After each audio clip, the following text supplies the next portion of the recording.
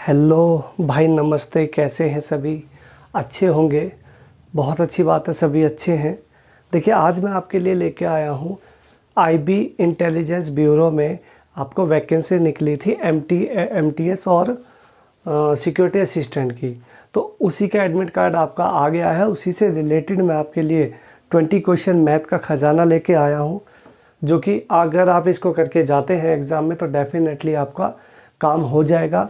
ठीक है, तो अच्छे से देखिए, 1 बाय 1 क्वेश्चन, बहुत ही प्यारे प्यारे क्वेश्चन मैं आपके लिए लेके आया हूँ।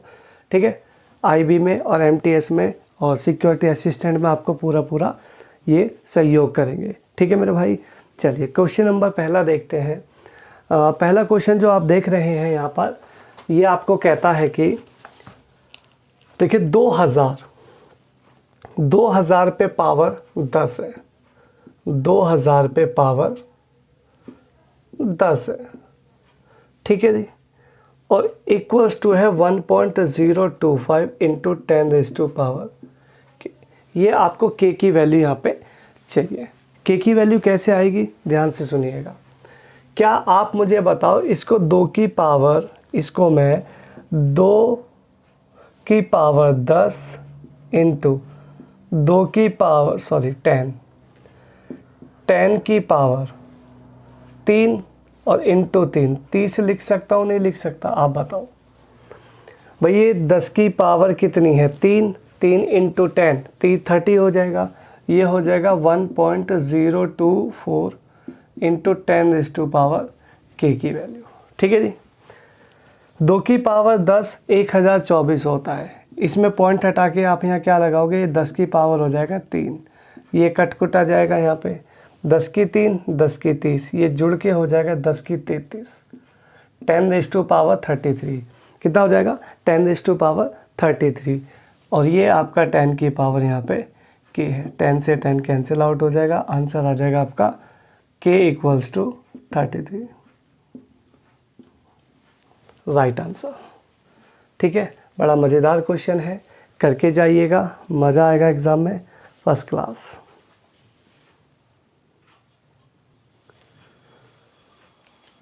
नेक्स्ट क्वेश्चन है, देखिएगा, आपको 10.15 का स्क्वायर आपको मिला हुआ है, जो कि एग्जामिनर ने दिया है 103.0225।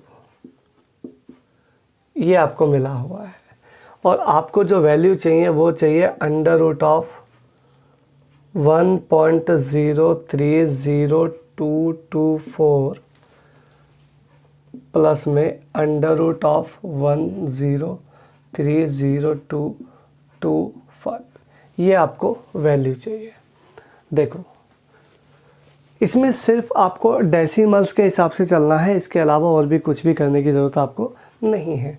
देखो मेरे प्यारे भाई, 10.15 की वैल्यू है ये। आप ये देखो, यहाँ डेसिमल कितने के बाद है? 4 के बाद। तो अंडर रूट लगेगा, स्क्वायर रूट लेंगे तो 2 के बाद डेसिमल हो जाता है। डेसिमल जस्ट हाफ हो जाता है। 4 के बाद है 3, 2 के बाद लगाओ, है ना। 6 के बाद है 3 के बाद लगाओ। 8 के बाद है तो 4 के बाद लगाओ। क्लियर? तो यहाँ कितने के बाद है? आप गौर से देखो, आप कहोगे 6 के बाद, तो 3 के बाद डेसिमल लगाते हैं भाई। नंबर तो सेम ही रहेगा ना, 3 के बाद डेसिमल लग गया। यहाँ पे 1 के बाद है, यहाँ 2 के बाद है, तो 1 के बाद डेसिमल लगा लो। 1 के बाद यानी 101.5, तो ये हो गया 101.5। यहाँ इसको जोड़ेंगे तो 515 और 102। आंसर आपका आ जाएगा 102.515। ऑप्शन नंबर सी आपका यहाँ पे एकदम क्लियर राइट आंसर आ जाएगा। ठीक है, बड़ा ही अच्छा सवाल है, आराम से सीखते चलो।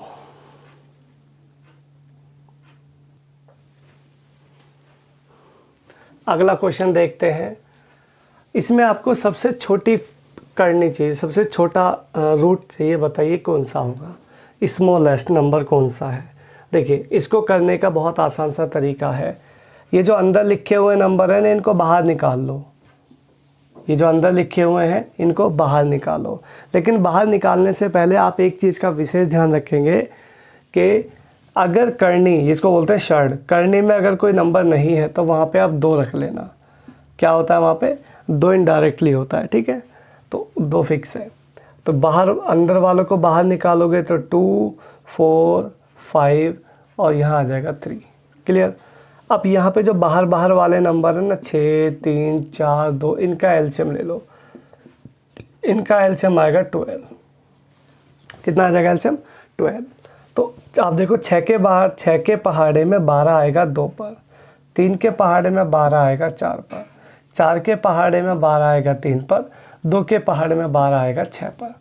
ये हो जाएगा 144, ये हो जाएगा 256, 16 का स्क्वायर, ये हो जाएगा 125, 5 की क्यूब, और ये हो जाएगा आपका 3 की पावर 6 कितना होता है? 3 का क्यूब होता है 27, 27 का स्क्वायर 729।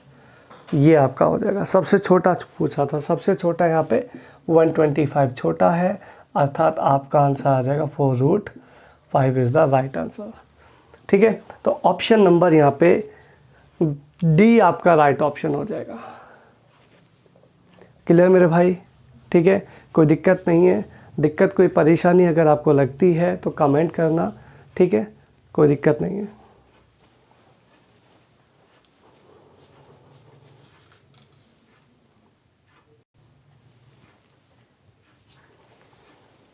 नेक्स्ट क्वेश्चन है a/b की वैल्यू चाहिए। क्वेश्चन आपके सामने है, ये मैंने यहाँ पे करा दिया है। जैसे यहाँ से आप स्क्वायर रूट लेंगे, स्क्वायर हटाएंगे तो यहाँ पे क्या लगेगा? स्क्वायर लग जाएगा। रूट हटेगा तो स्क्वायर लगेगा। ठीक है, ये आ जाएगा आपका 0.04, 0.4, ये a, ये हो जाएगा आपका 0.0000016। 3 के बाद है तो डेसिमल हो जाएगा 6 के बाद, और यहाँ 1 के बाद है तो डेसिमल हो जाएगा यहाँ पे 2 के बाद। क्लियर? उसके बाद 3 डेसिमल, यहाँ पे डेसिमल कितने हैं? 2, और एक यहाँ पे कितने? 3। तो 3 डेसिमल, यहाँ 3 डेसिमल से ख़त्म हो जाएंगे, तो ये डेसिमल आ जाएगा यहाँ। अब ओवरऑल डेसिमल कितने के बाद लगेगा? देखो 16 से 16 भी कट जाएगा, तो ओवरऑल डेसिमल कितने के बाद रहा? 1, 2, 3, 4, 5। आपका जो आंसर डेसिमल में आएगा वो 16 × 10⁻⁻5 आपका यहाँ पे राइट आंसर हो जाएगा, क्योंकि डेसिमल काउंट करोगे 1, 2, 3, 4, 5 के बाद डेसिमल है, इसलिए -5 आएगा, और 16 है, 16 तो है ही है, तो ये आपका राइट आंसर आ जाएगा। तो यहाँ जो आपका ऑप्शन रहेगा वो रहेगा सी ऑप्शन, यहाँ पे राइट हो जाएगा। क्लियर मेरे भाई? तो अच्छा क्वेश्चन है, आराम से करने लायक, कोई दिक्कत नहीं है।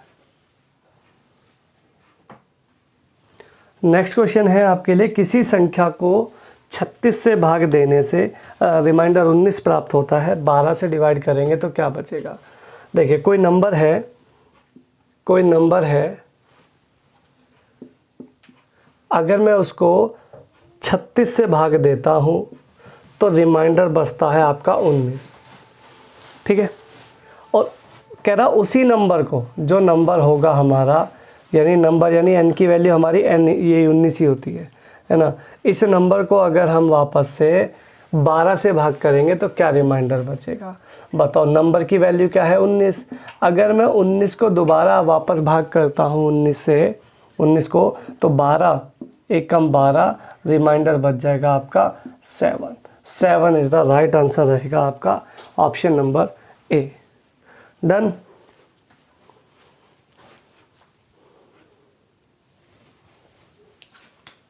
नेक्स्ट क्वेश्चन के लिए चलते हैं। रानी का भार मीना के भार का 25% है और तारा के भार का 40%।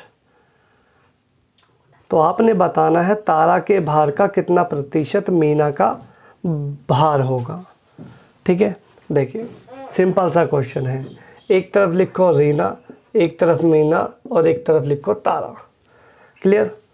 तो रानी का जो वेट है वो मीना के वेट का 25% है। कितना है? 25%। तो 25% का मतलब अगर ये 8 यूनिट है तो ये 2 यूनिट रहेगा। 25% मतलब चौथा हिस्सा होता है ना भाई, तो चौथा हिस्सा यहाँ पे आ जाएगा, है ना। और तारा के भार का 40% है, यही नंबर जो है तारा के भार का 40% है। 40% का मतलब ये हो जाएगा 5, क्योंकि 40% मतलब होता है 2/5, है ना भाई। तो 2/5 5 रख देंगे तो 2 ऑटोमेटिकली आ जाएगा। क्वेश्चन आपसे पूछा है, क्वेश्चन है तारा का भार का कितना परसेंट, तारा के भार का कितना परसेंट, मतलब 5 नीचे और मीना का भार कितना है। तो मीना ऊपर, ये आपको मिलेगा परसेंट का 100 लगा लो, 5 से कटेगा यहाँ पे 20 और 20 अट्ठे हो जाएगा 160। कितना परसेंट जाएगा? 160% आपका राइट आंसर रहेगा, ऑप्शन नंबर ए। यहाँ आपका क्लियर आंसर आएगा। ठीक है, बड़ा ही यूनिक सा सवाल है, रेशो का सवाल है। जो बच्चा रेशो बना जाएगा उसका बेड़ा पार। ठीक है, वरना क्वेश्चन में अटका रह जाएगा, क्वेश्चन नहीं हो पाएगा। नेक्स्ट क्वेश्चन देखते हैं। 2500 लोगों में से केवल 60% लोग बचत करते हैं, बचत की आदत पाई गई है उसमें। ठीक है भाई, और जो उसमें से 30% है वो बैंक में बचत करते हैं, जो 32 है वो डाकघर में बचत करते हैं, है ना भाई। तो शेष जो है शेयर डिवेंचर वगैरह खरीद के उसमें लगा देते हैं। तो बस आपको शेयर धारकों का कुल पूछना कितने हैं। देखो भाई, सीधा सा एक काम है, 2500 तो टोटल व्यक्ति हैं, ऐसे समझो 2500 का सर्वे हुआ, 2500 में 60% लोग क्या बचत वाले आए जो बचत करते हैं। तो 60% निकालेंगे तो 60% होता है 3/5, 60% की फ्रैक्शन वैल्यू होती है 3/5।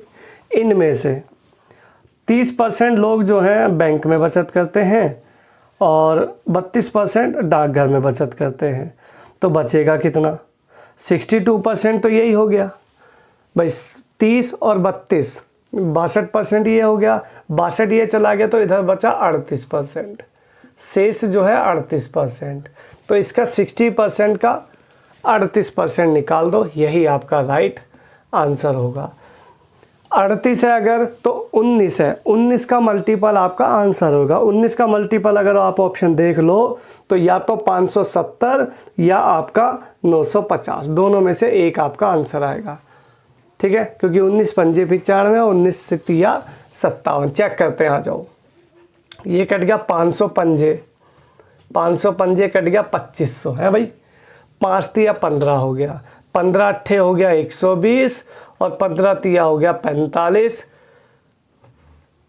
5 तिया 15, 15 अट्ठे 120 और 15 तिया 45, 15 तिया 45। 570 लोग ऐसे हैं जो शेयर डिवेंचर में बचत करते हैं। क्लियर भाई? तो आप आंसर देख लीजिएगा 570 कहाँ है। बी ऑप्शन आपका यहाँ पे राइट आंसर हो जाएगा।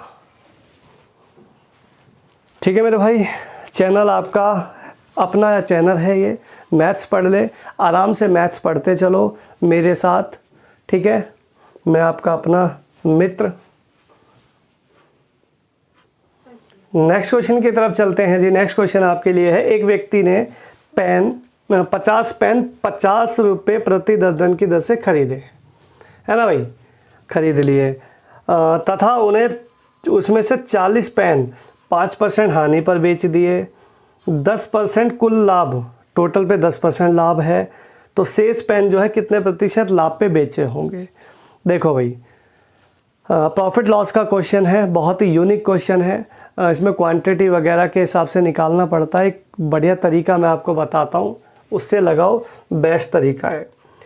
50 पेन खरीदे हैं 50 रुपये पर पेन के हिसाब से, तो मुझे यूनिट कितना खर्चा हुआ है, कितनी मैं कॉस्टिंग लेके आया हूँ, मुझे उससे मतलब ही नहीं है, और आपको भी नहीं होना चाहिए, है ना भाई। भाई अगले दूसरे का पैसा तुम क्यों हिसाब रख रहे हो? 50 पेन लाया, एक पेन 50 का है, जितने का भी आया उसका हेडक है, तुम क्यों टेंशन ले रहे हो? आप अपने सामान को बेचते समय देखो क्या हिसाब किताब होगा। आ जाओ, 40 पेन एक तरफ तुमने किए हैं, देखो टोटल पेन जो है 50 है, एक तरफ आपने 40 है तो दूसरी तरफ 10 बिके होंगे, तो इनका जो रेशो बनेगा बेचने का वो 4:1 बन जाएगा। 40 उधर 10 उधर, तो 4:1 का रेशो बन जाएगा। क्लियर भाई? और इसको बेचा है आपने 5% हानि पर, इसको बेचा है आपने 5% हानि पर। कह रहा पूरे पे उसको 10% का प्रॉफिट हुआ है, पूरे पर उसको 10% का प्रॉफिट हुआ है। पूरे पे प्रॉफिट का मतलब समझ रहे हो, 4 और 1 5 यूनिट पे 10% है, यानी टोटल अगर मैं चेक करूं तो उसको 50% का प्रॉफिट चाहिए, पूरे माल पे 50% का प्रॉफिट चाहिए। आप मुझे बताओ, ये हानि पर बेचा है तो 4 पंजे 20% की हानि तो अगले को यही हो गई। 50 में से 50% प्रॉफिट चाहिए और 20% का लॉस पहले ही हो गया, तो अगले को 70% लाभ पे बेचेगा नहीं बेचेगा। 70 - 20 कितना हो जाएगा, 50% बचेगा ना, तभी ना प्रॉफिट होगा 50% का, क्योंकि अगली को 70 पे बेचना पड़ेगा। 70 में कितना यूनिट है, 1, तो 70 ही इसका राइट आंसर आ जाएगा। यानी जो शेष माल है उसको 70% प्रॉफिट पे बेचना पड़ेगा। ठीक है भाई, तो ऑप्शन देख लेंगे आप, डी ऑप्शन यहाँ पे आपका एकदम राइट आंसर हो जाएगा। कोई दिक्कत परेशानी नहीं है, चलिए आगे बढ़ते हैं।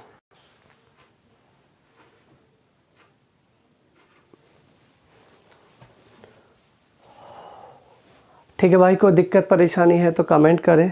ठीक है, आप अगर आपको जो क्वेश्चंस है बहुत अच्छे लग रहे हैं और आपको समझ में आ रहे हैं तो लाइक करें, शेयर करें, सब्सक्राइब करें, ये बहुत ज़रूरी है। और अगले क्वेश्चन की तरफ मैं आपको लेके चलता हूँ। क्वेश्चन है, एक विक्रेता को 60 चीज़ें बेचकर 15 चीज़ों के विक्रय मूल्य के बराबर लाभ मिला है ना जी, तो लाभ प्रतिशत चाहिए। ऐसे समझो 60 वस्तु बेचकर 15 चीज़ के बराबर लाभ मिला है, जो प्रॉफिट है वो 15 का है। ऐसे समझो कोई सामान आपने 60 का बेचा है ना, सीधी सीधी बात करते हैं फेस टू फेस। 60 रुपये का कोई सामान मैंने बेचा और मुझे उसमें 15 रुपये का प्रॉफिट हो गया, तो बताओ मेरा सीपी कितने का रहा होगा, बोलो। 45 रुपये का। 60 का मैंने बेचा है, 15 का लाभ है, तो 45 का सीपी होगा। तो ठीक है, 15 रुपये का मैंने माल, मुझे प्रॉफिट हुआ है 45 के सामान पर। 15 एकम 15 तिया 45, 1/3 होता है 33 सही 1/3% आपका यहाँ पे राइट आंसर हो जाएगा, ऑप्शन नंबर बी। ठीक है भाई, चलिए अगले क्वेश्चन की तरफ आपको मैं लेके चलता हूँ। क्वेश्चन है, एक दुकानदार एक वस्तु का मूल्य 60 रुपया अंकित करता है, 60 रुपया अंकित करता है और उसे 15% की छूट पर बेच देता है। ठीक है भाई, 60 रुपया उस पर MRP लगा के 15 रुपये में बेच देता है डिस्काउंट के साथ, के 15% डिस्काउंट ले जाओ, तथा साथ ही 3 रुपये का उपहार भी देता है ना। यही स्कीम है। ठीक है, इसी स्कीम के साथ चल रहा है। इसके बावजूद भी वो 20% का प्रॉफिट कमा जाता है, तो उसकी सीपी चाहिए, उसका सीपी चाहिए। देखिए 60 रुपये तो उसने उस पर MP किया था, मार्क प्राइस किया था, 15% का डिस्काउंट दे दिया, तो 15% का डिस्काउंट यानी 15 छिक्का 90 है ना भाई। डिस्काउंट कितने का चला गया, 9 का है ना, 9 का चला गया, तो 51 रुपये में वो सामान उसने दिया होगा। 3 रुपये का उसने उपहार भी दे दिया, मतलब 3 रुपये और जेब से दे रहा है। अब 51 तो पहले 3 और जेब से दे रहा, तो टोटल कितना हो गया, 48 रुपया।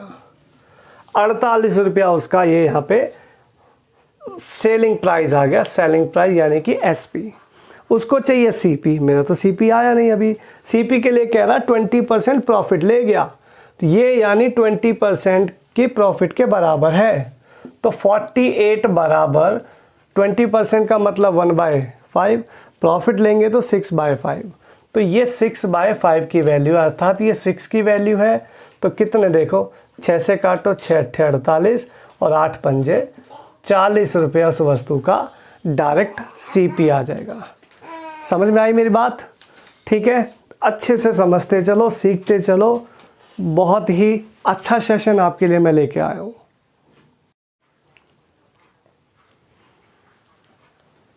नेक्स्ट क्वेश्चन की तरफ आपको मैं लेके चलता हूँ। क्वेश्चन है किसी धनराशि पर 16% वार्षिक दर पर प्रत्येक छमाही देय भुगतान आधार पर प्राप्त एक वर्ष के चक्रवृद्धि ब्याज और एक वर्ष के साधारण ब्याज का अंतर 56 रुपया है। राशि पूछी है, देखिए 16% से 16% से हाफ ईयर का, एक साल का कंपाउंड और सिंपल का डिफरेंस आपको 56 रुपया दिया है। देखो पर ईयर की बात है ना, और छमाही की बात कर रहा है, तो सीधा एक काम करो, 16% अगर आपको रेट ऑफ इंटरेस्ट मिला है बच्चों, तो 16% में जो रेट होता है वो हाफ हो जाता है, समय डबल हो जाता है।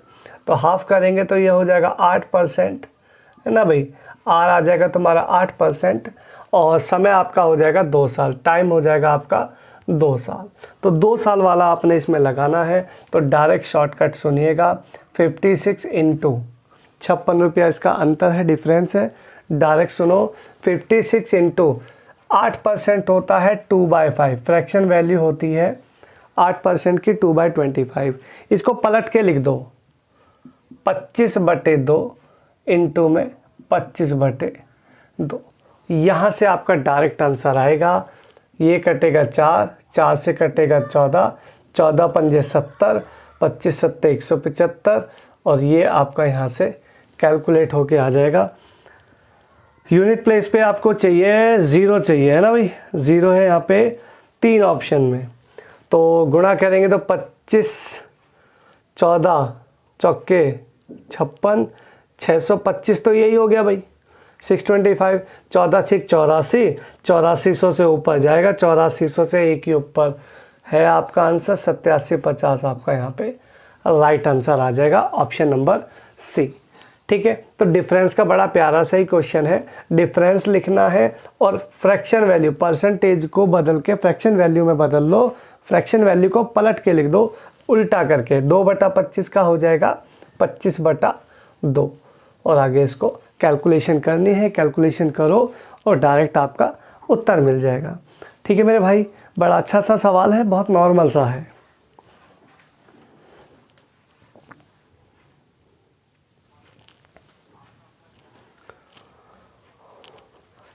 पढ़ाई अच्छी चल रही है आपकी? चलो अच्छी ही चलनी चाहिए, है ना, बढ़िया से तैयारी करो जी जान से, तो कुछ चीज़ें आपको आसान बन सकती हैं, नहीं तो दिक्कत ही दिक्कत है।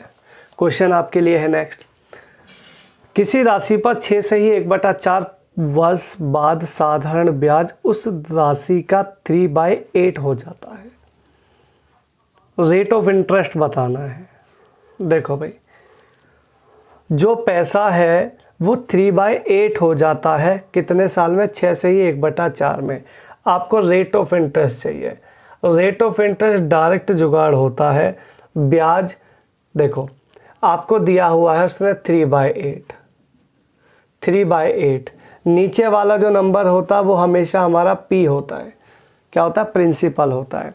ऊपर अगर कम है तो वो पूरा ब्याज होता है। 3 रुपया मेरा ब्याज हो गया, इनटू में परसेंट के लिए 100 रेट ऑफ इंटरेस्ट के लिए, अपॉन में P इंटू टी है आपका 6.25। अच्छा 6.25 को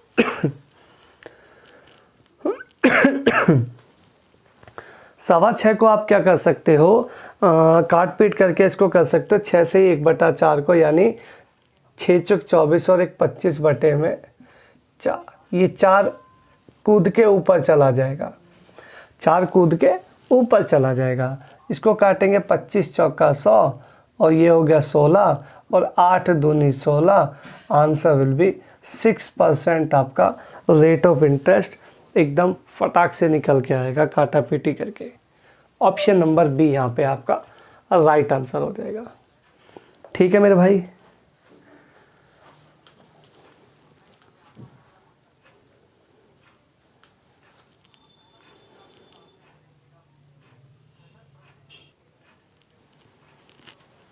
चलता हूँ आपको नेक्स्ट क्वेश्चन की तरफ लेकर। एक दुकानदार एक वस्तु की कीमत 500 रुपये अंकित करता है, उस पर एक खरीदार को कुछ डिस्काउंट भी देता है।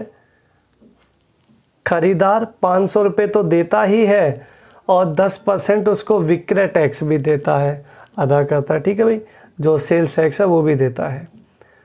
तो कीमत जो डिस्काउंट दिया गया वो कितना है? देखो यहाँ पे एक चीज छोटी सी समझना, उसने MRP किया था उस वस्तु पर 500 रुपया, है ना। तो जो ग्राहक है वो 500 रुपया तो दे ही रहा है ना। बाकी जो उसमें सेल्स टैक्स दे रहा है तो डिस्काउंट की जगह सेल्स टैक्स हो गया।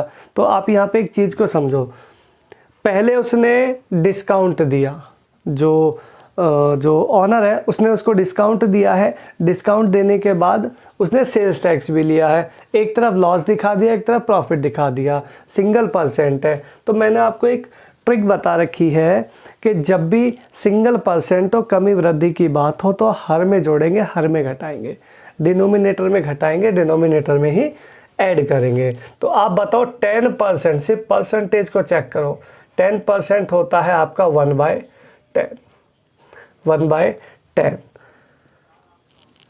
प्रॉफिट लिया तो 1/11, कितना? 1/11। 1/11 बोले तो 9 सही 1/11%। 1/11 का फ्रैक्शन वैल्यू होता है 9 सही 1/11%। और यही आपका राइट आंसर हो जाएगा, option number C. Option number C आपका यहाँ पे राइट आंसर हो जाएगा। ठीक है मेरे भाई, अच्छा सवाल है। बस ऐसे ही सीखते चले जाओ चीज़ों को, आपको बिल्कुल मज़ा आता रहेगा मेरे साथ। ठीक है, बस ऐसे ही चलते चलना है, कोई समस्या नहीं है, सब मेरे ऊपर छोड़ दो, मैं सब देख लूँगा। ठीक है भाई, नेक्स्ट क्वेश्चन की तरफ आपको मैं लेके चल रहा हूँ। किसी वस्तु पर 16% की छूट देने पर भी 5% का प्रॉफिट प्राप्त होता है, उस वस्तु का MPCP से कितना प्रतिशत ज़्यादा है? देखो इसको आप MPCP मान के भी कर सकते हो, है ना भाई, डायरेक्ट रेशो बन जाता है MP से CP का। और आप इसको डायरेक्टली 100 मान के भी कर सकते हो। देखो अगर आप इसको इस तरीके से करते हो कि CP मैंने मान लिया 100, जो पहले वो नीचे बाद वाला ऊपर, पहले है उसको 16% का डिस्काउंट दिया है तो 84 का बिका होगा। फिर 5% का प्रॉफिट हो गया 105, 21 पंजे 105, 21 चौके 84, 4 से कट गया 25 बार, 25 पंजे 125, ये आ गया MP। MPCP से कितना ज़्यादा है आप खुद देखो, MPCP से 25% ज़्यादा हो गया, 25% हो गया। ठीक है मेरे भाई, अगर किसी को ऐसे अच्छा ना लगे तो आप ऐसे भी कर सकते हो। डायरेक्ट MP से CP का रेशो बनाना भी मैंने आपको सिखा रखा है। MP मतलब प्रॉफिट वाला हिस्सा और CP मतलब लॉस वाला हिस्सा जो डिस्काउंट दिया है। 84 का खरीदा है और MP है उस पर 105, तो प्रॉफिट देख लो। यहाँ पे प्रॉफिट देखेंगे तो सीधा सीधा 21 रुपया का प्रॉफिट है, CP पे निकलता है भाई। 21 से कम 21, 21 चौके 84, 1/5 आ गया 25%। तो जैसा आपको अच्छा लगे एग्ज़ाम में वैसे करना है। पर मैं आपको एक बात बता दूं, आपने ज्ञान नहीं दिखाना पेपर में, है ना भाई, कि मुझे ये सवाल ऐसे भी आता है, मुझे ये सवाल ऐसे भी आता है ना। तो ज्ञान नहीं दिखाना है, केवल आंसर टिक करना है। ठीक है, तो एक तरीका ही बेस्ट है, कोई ऐसी परेशानी वाली बात नहीं है। बट आपको जो ठीक लगे आप उसको फॉलो करिएगा, सिर्फ एक को ही फॉलो करना है, या तो दिस या दिस। ठीक है मेरे भाई, आंसर दोनों से सेम मिलेगा 25%। ऑप्शन नंबर डी ही आपका राइट आंसर रहेगा। ठीक है, बहुत अच्छी बात है, ऐसे ही आपने चलना है। जीवन का नाम चलना है, जो रुक गया वो खत्म।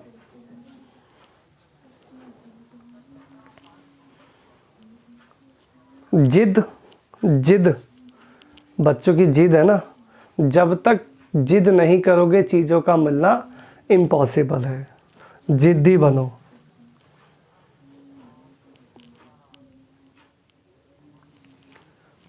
नेक्स्ट क्वेश्चन की तरफ लेके चलता हूं मैं आपको। कहता है 10 संख्याओं का औसत 30 है, बाद में पता चला कि उनमें से दो संख्या 15 और 23 की जगह 51 और 32 लिख दिया गया। तो सही एवरेज क्या होना चाहिए? ठीक है, सही एवरेज आपको इसमें चाहिए। तो देखिए ज़रा किस तरीके से आप करेंगे। भाई 10 संख्याओं का जो एवरेज है वो 30 है, तो एवरेज कितना है? 30 है। ये काम की चीज़ है, इसको संभाल के रखो। एवरेज बहुत इंपॉर्टेंट बात है। बाद में पता चला कि 15 और 23 की जगह 51 और 32 लिख गया। मतलब सही से देखो तो लिखना था वहाँ पे 38 और लिख दिया वहाँ पे 58। सॉरी 58 नहीं, 83। वहाँ पे 83 लिख दिया। क्लियर भाई? कोई दिक्कत किसी को? तो आप यहाँ देखेंगे यहाँ पे कितना एक्स्ट्रा लिख गया। 38 लिखना था, 83 लिख गया। तो यहाँ अगर आप ध्यान से देखते हो तो यहाँ पे लिख गया 5 और 45। यहाँ पे 45 एक्स्ट्रा हो गया है ना। तो 45 कम करेंगे, लेकिन 45 तो सम है ना। तो आप जो यहाँ पे कम करेंगे, यहाँ करेंगे एवरेज। एवरेज है ये 10 का, ये जो योग है 45 ये 10 का है। तो एवरेज कितना कम होना चाहिए? आप कहोगे 4.5 कम होना चाहिए।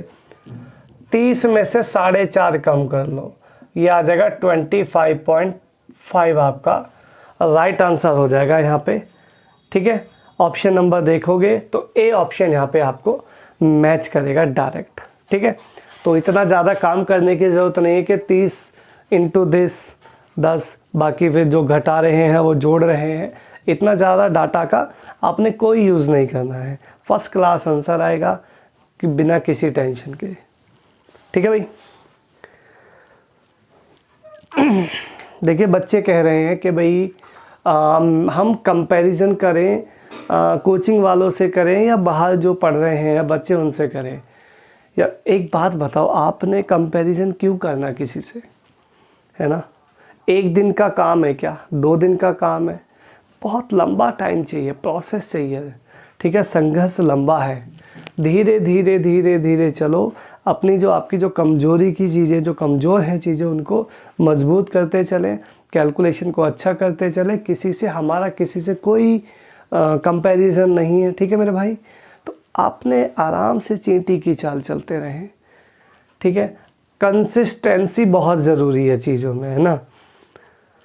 वो देखा है कभी, कई पानी की बूंद जैसे नॉर्मली गिरती है किसी एक चीज़ पर, डेली डेली डेली डेली गिरेगी तो उसके अंदर भी फ़र्क आ जाता है।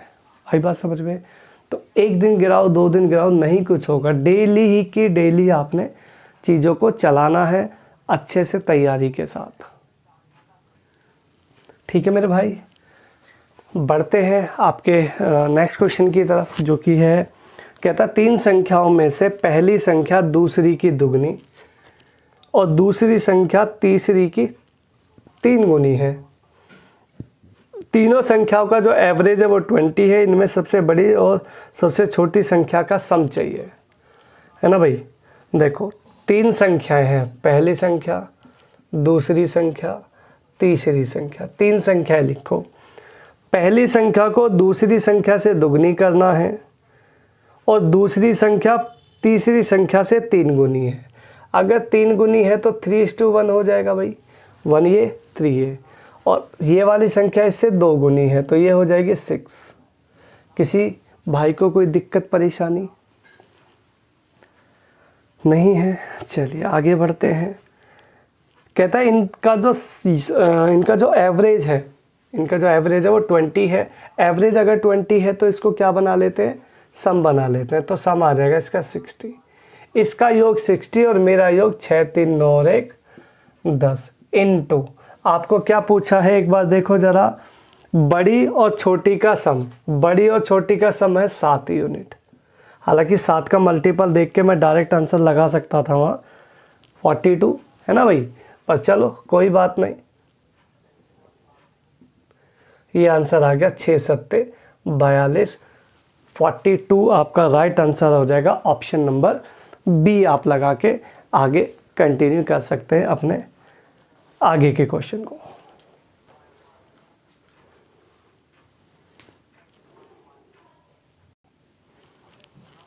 बढ़ते हैं आपके नेक्स्ट क्वेश्चन की तरफ। और नेक्स्ट क्वेश्चन जो है बड़ा थोड़ा सा अल्टीमेट क्वेश्चन है, बढ़िया क्वेश्चन है, ध्यान से पढ़िएगा। तीन संख्याओं x y z का औसत है 45, ठीक है। x संख्या y तथा z के औसत से 9 अधिक है और y तथा z का औसत y से 2 अधिक है। x तथा y का डिफरेंस चाहिए। देखो भाई, अगर x तथा y का डिफरेंस चाहिए तो x और y की वैल्यू आपको पता होनी चाहिए। आ जाओ ज़रा कोशिश करते हैं निकालने की। आप मुझे बताओ x plus y plus z अगर मैं देखूँ तो क्या आएगा। x plus Y plus Z कितना आएगा? आप कहोगे 45 या 135 आएगा, है ना भाई। अब आगे की कहानी, x जो संख्या है वो y और z के औसत से 9 ज़्यादा है। मतलब x जो आपकी संख्या है ना, ये जो x आपकी संख्या है ये y प्लस z के औसत से 9 ज़्यादा है। ये पहली कंडीशन इसने बताई।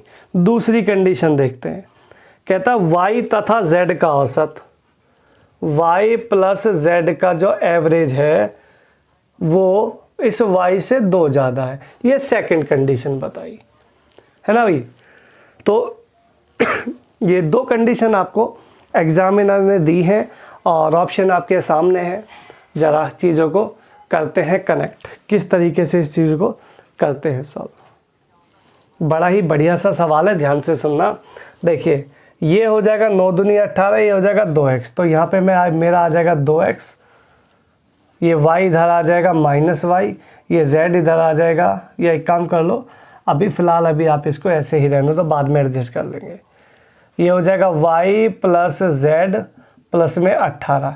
इस 18 को मैं यहाँ ले आता हूँ इसके पास, तो 18 अगर इधर आ जाएगा तो ये हो जाएगा माइनस 18। y प्लस जेड की वैल्यू आ जाएगी 2x माइनस 18। अब आप मुझे एक बात बताओ, अगर x plus Y plus Z की वैल्यू, y प्लस जेड की वैल्यू ये है, तो y प्लस जेड की वैल्यू अगर मैं ये लगा दूँ तो ये आ जाएगा 2x माइनस 18 उधर जाके प्लस हो जाएगा 135 के पास में। 135 के पास में जाके जब प्लस होगा तो ये क्या बनेगा? ये बनेगा, आप कहोगे 153। बोलो भाई, बना 153 बन गया। अब ये 18, ये हो गया 2x और x हो गया 3x। 3 से जब इसको मैं काटूंगा तो 3 पंजे 15, 3 एकम 3। x की वैल्यू मुझे यहाँ से मिल गई कितनी? x की वैल्यू मुझे मिल गई 51। x की वैल्यू मेरे पास आ गई 51। अब आप मुझे बताओ, अगर x की वैल्यू 51 आ गई है तो y प्लस जेड कितना होना चाहिए? तो y प्लस जेड होना चाहिए 135 माइनस 51 यानी 84। y प्लस जेड की वैल्यू क्या आ गई? 84। अब यहाँ आ जाओ ज़रा, y प्लस जेड बराबर 2y प्लस में 4, क्रॉस मल्टीप्लाई हो गई। ठीक है मेरे भाई। इसके बाद अभी देखो, यहाँ पे हम क्या करते हैं, 4 को वहीं रहने देते हैं, y को यहाँ ले आते हैं, तो ये हो जाएगा z माइनस वाई बराबर 4, है ना भाई। यहाँ देखो z प्लस वाई, अच्छा y प्लस जेड को क्या मैं z प्लस वाई लिख सकता हूँ? भाई 3 प्लस 2 5 होता है, 2 प्लस 3 5 होता है, रिजल्ट सेम आता है। आगे पीछे आप इसको कर सकते हैं। तो z प्लस वाई क्या हो गया? 84। देखो ये प्लस ये माइनस 84। अब आपको z चाहिए, ध्यान सुनना, z की वैल्यू 84 प्लस 4 हो गया 88 का हाफ करोगे तो 44 आ गई z की वैल्यू, 44 आ गई z की वैल्यू। तो z की वैल्यू आ गई 44। तो 51 तुम्हें चाहिए, x माइनस दोनों का अंतर चाहिए, तो 51 माइनस 44 आंसर आ जाएगा 7। क्या आंसर आ जाएगा? 7 इज़ द राइट आंसर। ठीक है जी, कोई दिक्कत परेशानी? तो थोड़ा सा अलग सा सवाल है, 1-2 बार इसको थोड़ा सा करिएगा, है ना। लेवल अच्छे में पूछा है ये, पर IB में आया हुआ सवाल है, इसलिए आपको मैंने करा दिया है। तो घबराने की इसमें दिक्कत नहीं है, 1-2 स्टेप है, थोड़ा सा ध्यान से कर लेना, हो जाएगा। ठीक है मेरे भाई, ऑप्शन नंबर सी है आपका यहाँ पे दोनों का डिफरेंस।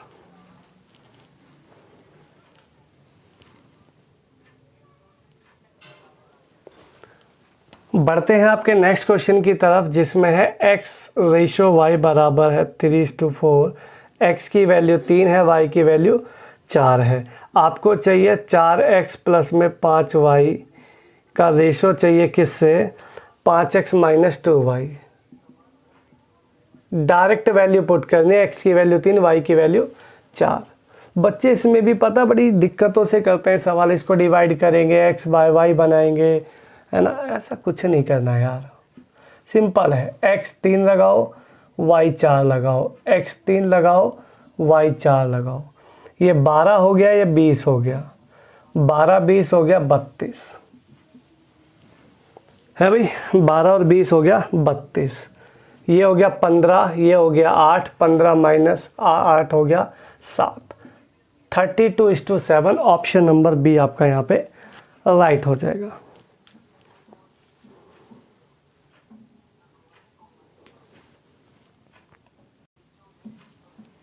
नेक्स्ट क्वेश्चन है आपके लिए, ए और बी की इनकम का रेशो है 2:3, ए बी की इनकम का रेशो है 2:3, उनके खर्चे का रेशो है 1:2, एक्सपेंस का रेशो है जी, और प्रत्येक की बचत जो है 24,000 रुपया है।